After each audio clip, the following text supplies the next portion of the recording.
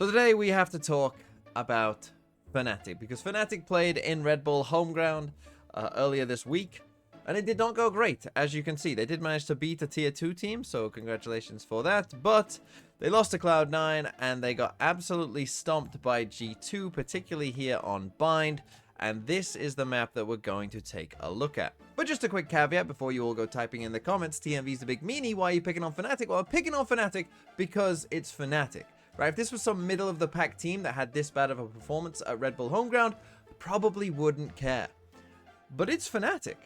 And if you're a Fnatic fan, or if you asked Fnatic themselves, what are your expectations for 2025? I'm sure they'd say, we want to be winning international tournaments. At the very least, we want to be making it very deep in those international tournaments. But I'm about to show you a performance that is nowhere near close to getting to that level. And that, to me, is a little concerning because it shows that there's a lot of work to be done for this team. So, let's kick this thing off. And let's actually just start with their roster here, right? Because here's one excuse you could give them, right? They are playing with a sub, right? Leo wasn't there. They are playing with a sub. 16-year-old Sayonara. You know, so this is obviously, you can give them some leeway for that, right? The other thing we have to talk about, of course, is the fact that Kayak is on Gecko, right? And Alpha is on Raze. And I don't know, we don't have enough of a sample size to know just yet if this is like just something that they were trying out for Red Bull home ground, or if this is like their solution for the future, that Alpha is going to play Raze on the Raze maps, and Kayak, you know, is going to fill in for Initiator on those maps.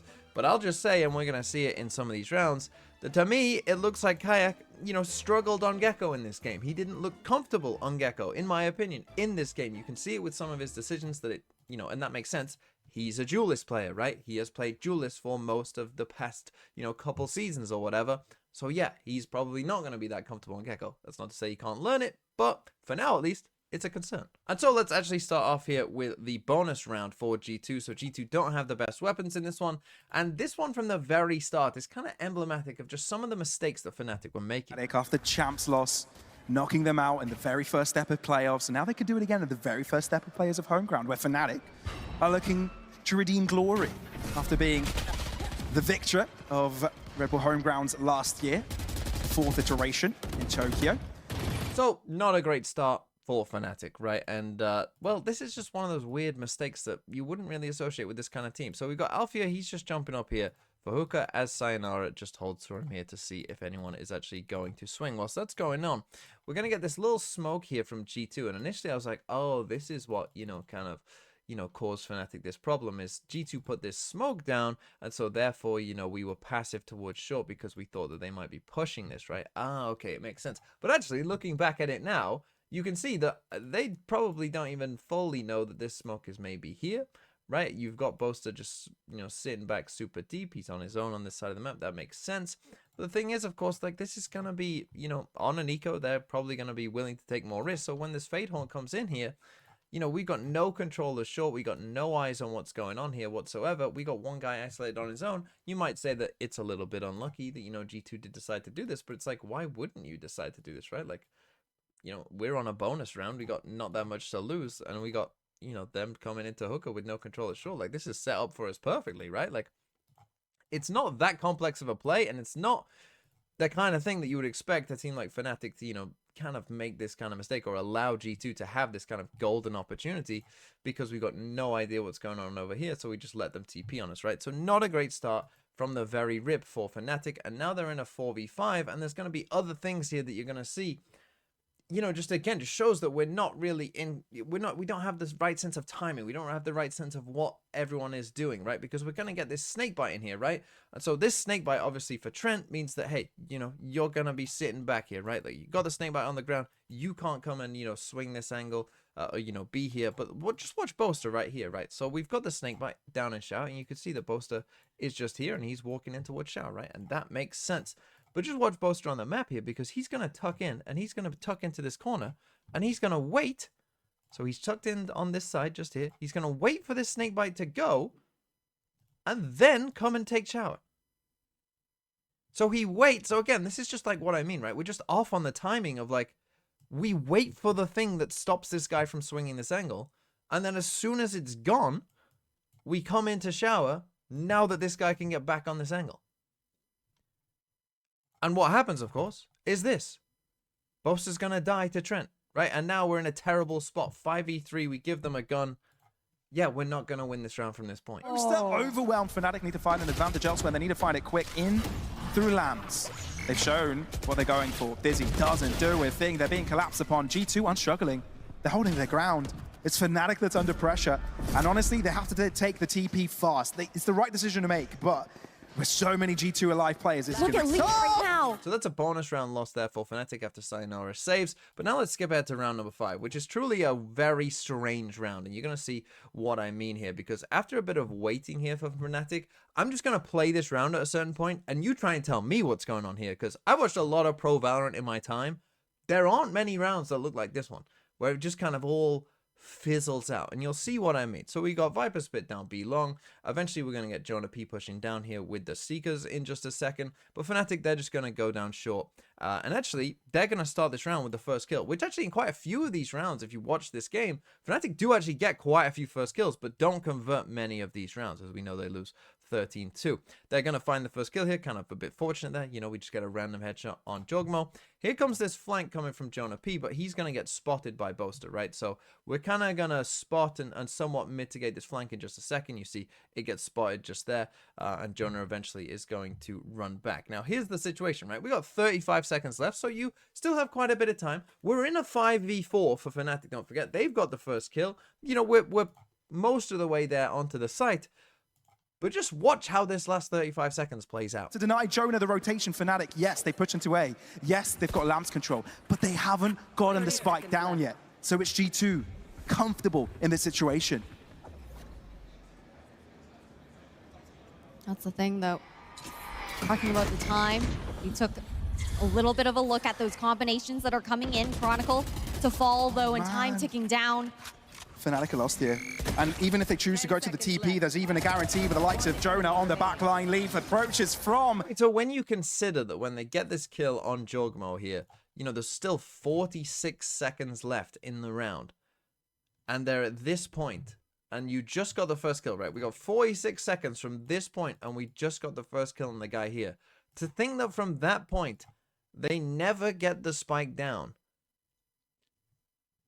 Okay, skip ahead now to round number 10. And in this one, again, this is the thing. G2, you know, it'd be one thing if G2 were playing a flawless game, right? But they weren't playing a flawless game, in my opinion. They were playing pretty well, right? But as we saw, you know, G2 then got dumpstered out by Cloud9 in this tournament. It's not like they were, you know, like on top form. There's no way Fnatic could have won this. They just got beat by a crazy, you know, crazy team. Like, no, watch this, right? Because Jogmo here is just going to give Fnatic this first free kill. They're going to come for an A-split here again. And Jogmo just decides, you know, I'm going to walk out shower on my own. Chronicle's just holding for him. Gets the first kill, right? Again, you look at this map right now. This is a pretty good map for Fnatic right now, right? There is no one here on the A site for G2. Obviously, they don't fully know that just yet, but, you know, we're going to get the spike down here for Fnatic, and you would think, okay, 5v4, spikes down, we're in a very good spot, you would think, but the post plant that they end up in here, when they eventually do get the spike down, because you see, it takes them quite a while to get this spike down again. I mean, look at this. Look at how long it takes them to get the spike down. They basically wait for G2 to get here. Did we wait for them to use their Gecko Ult and then get it back? We tap the spike. We're waiting for something. Nothing comes. We then plant the spike. By the way, I talk about Kayak not being fully comfortable on Gecko. He still has Wingman. He's not using Wingman to plant, right? So we're just planting normally. Whatever. Okay, cool. But we're wasting a lot of time. And now just watch how easily this post plant just completely falls apart. You can't be too comfortable. No, it's going to be really difficult to get into good post-plant positioning. Lethal by this time. Wait for his team to make some noise elsewhere. Now he's drawing attention, so the rest of his team can start to move in. Uh-oh, 4v4. High ground gathered by Fnatic, but it matters not. Chronicle holding on for now. Kayak locked in no man's zone, and Chronicle is all that remains for Fnatic, the final hope. The three-time world champ, the only one that can be proud of a title like that. Over the strike thrown in, hoping for a Hail Mary spray down, but instead he gets killed from above. So this post plant is literally, if Sayonara loses this 1v1 with anyone who comes out here, which could be a 3v1 for all he knows, we're just doomed. We just have no chance. That's the post plant that we've set ourselves up into. That if we lose this 1v1, these two are just in terrible spots, not knowing which way to look and which way to hold for each other, because they could come either way. You know, Chronicle's going to come down here because we're going to get the teleport from Jonah, but he's too slow to actually save Boaster in this fight as well. Like, it just all falls apart. You know, as soon as Leaf gets this kill, we're just in a terrible spot. So Leaf gets the kill, someone TPs, you know, I mean, very reasonable things to happen, right? Not crazy that would be the case, that someone would do this, right? And now you see Alfia, he doesn't know which way to look, right? You never ever want to be in this situation where you're doing full 180s. Bro, you can't stay here. You can't stay there and just be doing full 180s. That's not how it works. And as I say, Chronicle is just a little too slow here to save Boaster in this fight. So they end up losing that one as well. So Boaster dies. Chronicle gets the trade.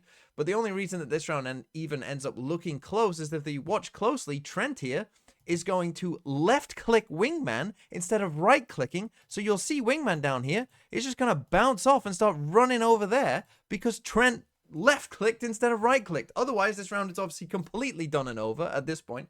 But because Trent also is, you know, trolling in a sense, you know, and pressing the wrong button, pro player presses wrong button, it ends up looking a bit close and Valorant has to ult. But this round, you know, was a 5v4. That's a 5v4 post plant that Fnatic are in, that after one kill completely falls apart. And then finally here on the attack side, let's take a look at the last round where again Fnatic are going to get the first kill, right? So again, we're going to go for an A hit here.